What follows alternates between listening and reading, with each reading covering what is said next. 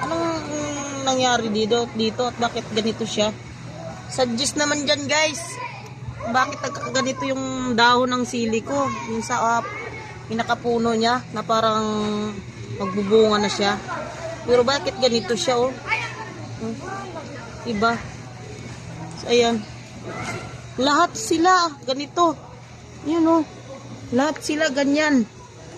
At parang iba, tapos na yung ano niya guys, so, yan oh, wala na. Parang namamatay yung dulo. Tapos yung magtutubo siya iba. Hindi ko alam bakit nangyari sa kanila. Ito, ngayon, nangyari sa kanya ito doon. Ito nga dati, ganyan siya. Pero ngayon, ito na siya ngayon. Ewan ko, bakit ganun?